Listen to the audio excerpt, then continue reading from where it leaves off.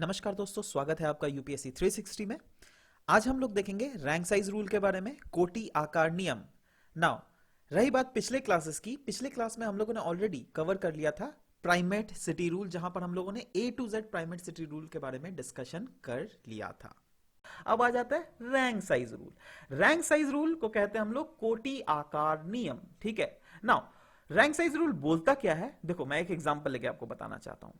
इसमें सोचो एक कंट्री है, उसमें सिटी ए है, सिटी बी है, सिटी सी है, सिटी डी है। ठीक है, रैंक साइज रूल बोलता है दैट देखो कोई भी कंट्रीज में जो है सिटीज को हम लोग रैंक वाइज रखते हैं। एक नंबर में कौन सिटी रहेगा, 2 नंबर में, 3 नंबर में, 4 नंबर में। बट इसके भी क्राइटेरिया है, इसको तभी आप रैंक साइज में रख सकते हो जब इसका पॉपुलेशन जो है, मतलब जब दूसरे रैंक वाले का जो पॉपुलेशन है वो पहले वाले से आधा होगा।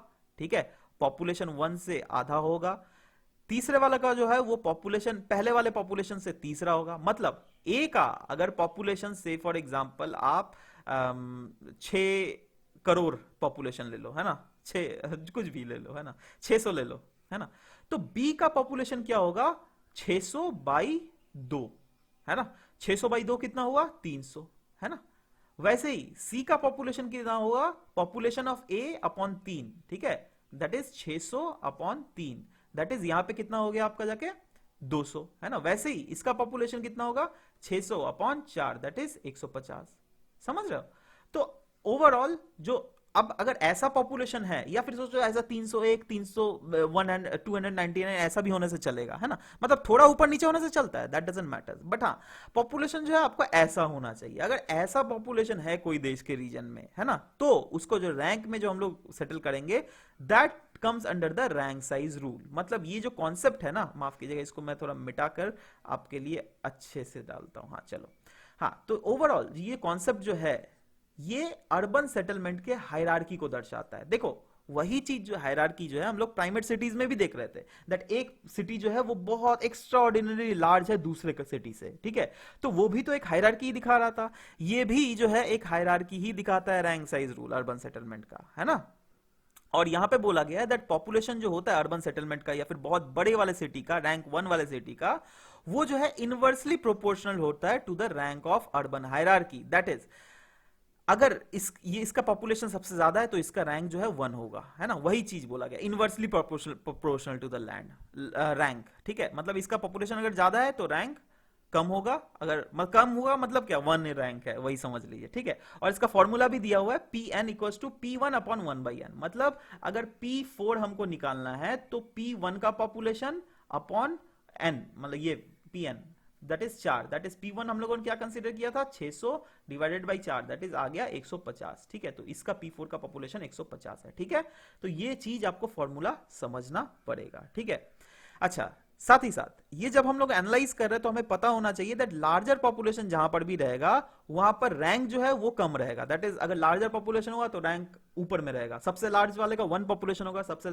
सेकंड लार्जेस्ट का 2 पॉपुलेशन होगा। ठीक है, ये कॉन्सेप्ट जो है प्रोपाउंड किया गया था 1949 में जी के जिप्फ द्वारा। ये देखो 1950s का टाइम है बेसिकली, और वो समय आपको पता है दैट क्वांटिटेटिव रिवॉल्यूशन का समय था। ठीक है, तो क्योंकि ये ऑफ कोर्स मैथमेटिकल फॉर्मूला ही ना इसमें डाला गया है, तो जी के जिफ के द्वारा जो ये मैथमेटिकल फॉर्मूला लाया गया था उसको हम लोग जिफ लॉ भी कहते हैं। ठीक है, और इन्होंने बेसिकली जी के जिफ जी ने इस कॉन्सेप्ट को दिया था अपने बुक में जिसका नाम था human behaviour and principle of least effort. ठीक है, नाउ ये एक्सप्रेस करता है relationship between the town and the in a precise mathematical terms. वही देखा दैट कोई भी रीजन का जो पॉपुलेशन है वो पहले वाले सिटी से जो है इनटू इनवर्सली पॉपुलेशन रहेगा, और वो डिवाइडेड बाय n, और वो n क्या है, वो रैंक ऑफ द सिटी। ठीक है, ये बोला जाता है स्टेट में, है ना, मतलब इस ये जिफ लॉ जो है वो स्टेट करता है, अगर आपको आंसर्स लिखना होगा ना तो इस टाइप के आंसर्स लिखेगा।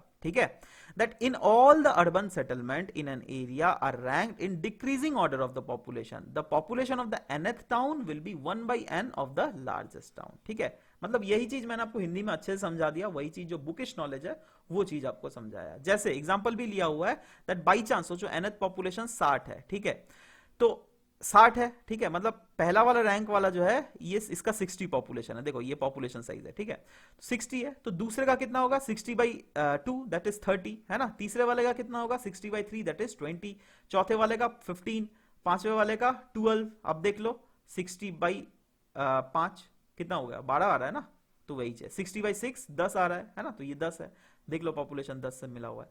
तो यही चीज आपको एक ऑब्जर्व बता रहा है, देखो इस ग्राफ से एक चीज ऑब्जर्व करना, इनिशियल जो डिक्लाइन होगा ना दैट इज रैंक 1 से रैंक 2 का जो डिक्लाइन होगा वो काफी ज्यादा स्टीप होगा, देख रहे हो 30 का डिफरेंस है, माफ कीजिएगा 30 का डिफरेंस है ना, बट वहीं पर दूसरा का डिफरेंस देखो सिर्फ 15 का डिफरेंस है, ठीक है, वहीं पर तीसरा का डिफरेंस देखो और भी छोटा डिफरेंस हो जाता है, पांचवा का डिफरेंस देखो दो सिटीज के बीच में और भी ज्यादा छोटा हो जाता है। मतलब यहां पे हम लोग क्या ना समझे दैट इनिशियल डिक्लाइन रेट जो होता है वो हाई होता है, बट लेटर जो डिक्लाइन रेट होता है वो ग्रेजुअली डिक्लाइन करता है पॉपुलेशन साइज, जो कि हम इस ग्राफ से भी क्लियरली दिख रहा है। अच्छा, रैंक साइज रूल आपको कहां कहां मिलेगा, ये यूजुअली लार्जर जो कंट्रीज होते हैं ना, जैसे यूनाइटेड स्टेट्स ऑफ अमेरिका ले लो, ऑस्ट्रेलिया ले लो, यहां पर आपको रैंक साइज रूल मिलेंगे। मतलब देखो प्राइमेट सिटी का क्या हम लोगों ने पढ़ा, वो छोटे रीजन्स में ज्यादा डोमिनेट करता है, वैसे ही रैंक साइज रूल का क्या है, ये लार्जर कंट्रीज में ज्यादातर डोमिनेट करता है ना। ज्यादातर मतलब हमको ये नहीं बोल रहा हूं दैट हाँ बड़े सिटीज में होगा ही, ऐसा मैं नहीं बोल रहा हूं, ठीक है, ज्यादातर जो है मोस्टली इकोनॉमिकली एडवांस्ड कंट्रीज में हमें ये देखने को मिलेगा, ठीक है, कंट्रीज जिनका अर्बन हिस्ट्री बहुत बड़ा है उनके रीजन पे हमें देखने को मिलेगा। जी हाँ, यूएसए का अर्बन हिस्ट्री बहुत बड़ा है, ऑस्ट्रेलिया का भी वैसा है, राइट। जनरली ये जो है अप्लाई करता है टू दो cities which do not have primate cities, मतलब ये यूजुअली जो है आपको रैंक साइज रूल उन रीजन में ही मिलेगा जहां पर प्राइमेट सिटीज नहीं एग्जिस्ट होता हुआ दिखता है। ऑफ कोर्स लॉजिकली भी कहीं ना कहीं ये कॉन्सेप्ट बिल्कुल सही है, ठीक है। तो इसी इसके साथ हम लोगों ने रैंक साइज रूल का ओवरऑल एक्चुअल होता क्या है वो तो देख लिया, अब फीचर्स में आते हैं। देखो रैंक साइज रूल मतलब पहला वाला जो ए जो रीजन है उसका जितना पॉपुलेशन है वो दूसरे वाले से दुगुना है, ठीक है, और वो तीसरे वाले से तिगुना है, ऐसा। तो ये वाले जो रीजन होगा ना, जो रैंक साइज रूल जहां होगा वहां पे डेवलपमेंटल हिस्ट्री बहुत ज्यादा होगा, मतलब ऑफ कोर्स डेवलपमेंटल हिस्ट्री हुआ होगा, उसी के लिए जो है ये सिटीज जो है धीरे धीरे सब सिटीज जो है बढ़ रही है। पहले ऑफ कोर्स इनिशियल स्टार्ट यहां पर मिला होगा, बट बाद में जैसे टाइम बीतता गया वैसे जो है अलग अलग रीजन्स में भी फोकस किया गया और हर एक रीजन्स को आगे बढ़ाया जा रहा है, और वही चीज हम लोग यहां पर डिस्कस किए। ये वैसे कंट्रीज हो गए जो कि ज्यादातर डेवलप्ड कंट्रीज होते हैं। जी हाँ, हम लोगों ने ऑलरेडी इसका एग्जांपल डिस्कस कर ही लिया, यूएसए ले लो, ऑस्ट्रेलिया ले लो। स्टेडी स्टेट डेवलपमेंट हमें देखने को मिलता है ना, मतलब एब्रप्ट डेवलपमेंट कहीं पे नहीं मिलता है ना, मतलब यहां पर अगर डेवलप हो रहा है तो हर एक रीजन को लेकर डेवलप किया जाता है। ध्यान दीजिएगा ये लेकिन कोई डिटर्मिनिस्टिक थ्योरी नहीं है ना, डिटर्मिनिज्म थ्योरी नहीं है, बल्कि ये जो थ्योरी है ना वो इंपेरिकल ऑब्जर्वेशंस के आधार पर बेसिकली सेटअप किया गया। डिटर्मिनिस्टिक थ्योरी होने से क्या होता बताइए तो, दैट जैसे यूएसए में अगर बड़ा वाला शहर जो होता उसका दूसरे वाले शहर से दुगुना होता, तीसरे वाले शहर से तिगुना होता, चौथे वाले शहर से 4 गुना होता, पांचवें वाले शहर से 5 गुना होता, वैसे ही छठे सातवें आठवें से उतना गुना होते रहता, राइट। बट एक्चुअली ऐसा नहीं मिलता है हर एक रीजन में। जैसे अगर मिला भी ना एक तो अगर आपको मिल भी गया सबसे रैंक साइज रूल में रैंक 1 या फिर रैंक 2 या रैंक 3 मैक्सिमम एग्जिस्ट करता है, बट इसके साथ साथ जो है ना जैसे आप नीचे हायरार्की में चले जाते जाओगे वैसे जैसे रैंक 3 का 2 आपको मिल जाएगा, रैंक 4 का आपको 4 ऐसे सिटीज मिल सकते हैं, समझ रहे हो। तो इसीलिए यहां पे बोला गया ये ऐसा डिटर्मिनिस्टिक थ्योरी नहीं है। डिटर्मिनिस्टिक थ्योरी होने से क्या होता दैट आपको अलग अलग सिटीज मिलते हैं, मतलब ऐसे करके डिवीजन होता, बट ऐसे डिवीजन होता नहीं है ना। देखा जाता है दैट नीचे में रैंक्स में जैसे थर्ड रैंक में बहुत सारे सिटीज मिल जाते हैं, फोर्थ रैंक में भी बहुत सारे ऐसे सिटीज हमें मिल जाते हैं। तो इसीलिए यहां पे बोला गया it is not a deterministic theory, है ना, वही चीज समझाया गया। डिटर्मिनिस्टिक होने से जो है एक मतलब रैंक 1 में एक सिटी होता है, रैंक 2 में एक सिटी होता है, रैंक 3 में एक सिटी होता है, वैसे बट यहां पर क्या होता है, हाँ रैंक 1 में अगर सिटी होगा तो या तो एक होता या फिर 2 भी सिटी हो सकता है ना, और वो जो है बहुत कम होगा, है ना। रैंक 2 में भी अगर होगा तो मैक्सिमम 2 या 3 सिटी ऐसे होंगे, है ना, बट हाँ एक सिटी नहीं होता, है ना। तो ये सब चीज है। अब इसका इवेल्युएशन करते हैं। इवेल्युएशन क्या है, देखो ये नो डाउट एक थियोरिटिकल एक सब्जेक्टिव इशू है भाई, ह्यूमन ज्योग्राफी एक सब्जेक्टिव इशू ही है ना। ह्यूमन ज्योग्राफी का पॉपुलेशन डिस्ट्रीब्यूशन एक सब्जेक्टिव इशू ही है। उस सब्जेक्टिव इशू को कैसे थियोरिटिकल प्रेजेंटेशन किया गया है वो थ्रू किया गया है रैंक साइज रूल, है ना। अच्छा, कहीं ना कहीं यहां पे एक पैटर्न हमें देखता है सेटलमेंट का जिसमें रेगुलरिटीज होती है, ठीक है, दैट इज सेटलमेंट में रेगुलरिटीज, मतलब यहां पर जो पॉपुलेशन अगर ज्यादा हुआ दूसरे वाले पॉपुलेशन में इसका दुगुना है, राइट। तो एक कहने का रेगुलर लेवल में ये अगर बढ़ भी रहा है ना, इसमें अगर सोचो 10 पॉपुलेशन बढ़ेगा तो इसमें 5 पॉपुलेशन बढ़ेगा, इसमें अगर सोचो 100 पॉपुलेशन बढ़ेगा तो इसमें 50 पॉपुलेशन, तो ऐसे एक regular pattern of settlement pattern and population growth उन रीजन्स का हमें देखने को मिलता है, ठीक है। यहां पे हमें ग्राफिकल डिपिक्शन मिलता है डिस्ट्रीब्यूशन ऑफ सिटीज का, मतलब इस सिटीज का डिस्ट्रीब्यूशन तो है बट उसको ग्राफ में हम लोगों ने बताया ना, ये वाला ग्राफ, तो ग्राफ के बेसिस पे कोई भी चीज ग्राफ या फिर डायग्रामेटिकली अगर रिप्रेजेंट करो तो उसको काफी ज्यादा इंटरपोलेट करने में आसानी होती है, तो वही चीज यहां पर भी किया गया है। It is used as a tool for urban development. जी हाँ दोस्तों, अर्बन रीजन में अगर आप डेवलपमेंट करना चाहे, जैसे स्पेशल इकोनॉमिक जोन ले लो, ठीक है, कोई भी अर्बन, ये अगर अर्बन रीजन है, ठीक है, वहां पर आप कोई एक particular special economic zone setup करना चाहते हो, ठीक है, तो ये एज अ टूल आपको मदद करेगा ना, क्यों? क्योंकि आपको पता है दैट कौन सा रीजन सबसे ज्यादा डेवलप है ना, कहा किस किस रीजन में रिसोर्सेज ज्यादा आपको अवेलेबल है, राइट, कौन सा रीजन कम डेवलप है और किस रीजन को डेवलप करवाना है, तो उसके आधार पर जो है सरकार अपनी पॉलिसीज भी बना सकती है। तो नो डाउट अर्बन प्लानिंग में जो है काफी ज्यादा ये मददगार करता है, और कहीं से रैंक साइज रूल से आपको बहुत इजी तरीके से समझ पाते हैं that why there are few big cities and many small cities, है ना।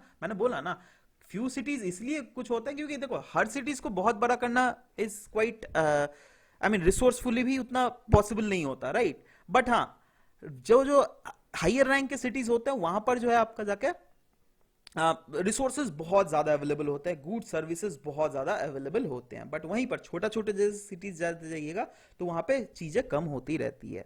रैंक जो है वो डिसाइड होता है by the population of the given region, जिसके कारण अब देखो पॉपुलेशन अगर कहीं पर ज्यादा होगा तो वहां पे एक्टिविटी रेट्स भी ज्यादा होंगी। Activity rates in the sense, सोचो अगर हाई रैंक वाला है, रैंक 1 है, तो वहां पे पॉपुलेशन ज्यादा होगा, है ना, तो ऑफकोर्स जॉब अपॉर्चुनिटीज भी ज्यादा खुलेंगी, तभी ना पॉपुलेशन ज्यादा होगा, ऐसे थोड़ा ना है ना, तो यही चीज है।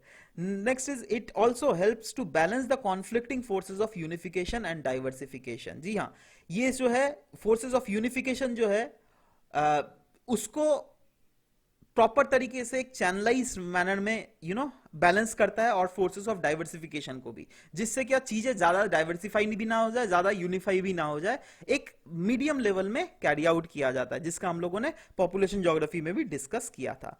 It helps in minimising the cost and maximising the efficiency. जी हाँ, इसके तहत जो है कॉस्ट तो ऑफ कोर्स आप अगर एक पर्टिकुलर रीजन में ही अगर सारे गुड्स एंड सर्विसेज को प्रॉपर तरीके से चैनलाइज करोगे ना, तो आपको खर्चा रिस्पेक्टिवली कम आएगा, बट वहीं पर एफिशिएंट आप ज्यादा होइएगा, ठीक है। जैसे सोचो बैंगलोर को आईटी हब कहा जाता है, वहां पे ज्यादातर आईटी इंडस्ट्रीज, नए नए जितने सारे इंडस्ट्रीज है बैंगलोर में ही क्यों सेटअप होते हैं, है ना।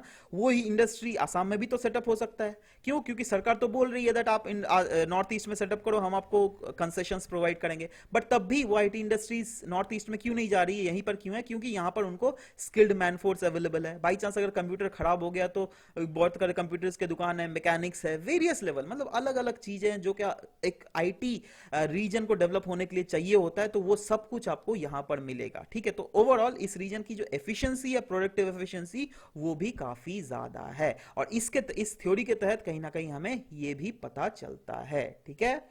इसके कुछ कुछ ड्रॉबैक्स भी हैं दोस्तों। ड्रॉबैक्स जैसे it can not define each and every country. जी हाँ, हर कंट्री को जो है हर एक लेवल में, मैक्रो लेवल में, मीजो लेवल में, माइक्रो लेवल में आपको इंटरपोलेट करना काफी ज्यादा मुश्किल हो जाता है। वैसे अगर माइक्रो लेवल में देख लीजिए तो कहीं ना कहीं हाँ, प्राइमेट सिटीज एग्जिस्ट करती है। जैसे आप सोचो कोई डिस्ट्रिक्ट है, ठीक है, डिस्ट्रिक्ट हेडक्वार्टर में जो है जितना पॉपुलेशन रहेगा, और उसी डिस्ट्रिक्ट के जो अलग गांव है या फिर प्रांत है उसके कंपैरेटिवली लेकिन 2 गुना पॉपुलेशन हो सकता है, राइट। तो हाँ, माइक्रो लेवल में अगर देख लीजिएगा तो हर एक रीजन में भले ही इसका कॉन्सेप्ट एकदम सटीक बैठता है, बट मीजो या फिर मैक्रो लेवल में, जैसे पूरा इंडिया के लेवल में तो एग्जिस्ट नहीं करता, तो वो तो मैक्रो लेवल ही हुआ, है ना। और वहीं पर मीजो लेवल में अगर देख लीजिए, स्टेट्स में भी अगर हर स्टेट्स में नहीं एग्जिस्ट करता है, कुछ कुछ स्टेट्स भले ही हो सकता है दैट हाँ ये एग्जिस्ट कर सकता है। क्यों? क्योंकि स्टेट्स में भी सरकार के ऊपर जो है प्रेशर रहता है दैट हर एक रीजन के, स्टेट के रीजन को प्रॉपर तरीके से डेवलप करो, राइट।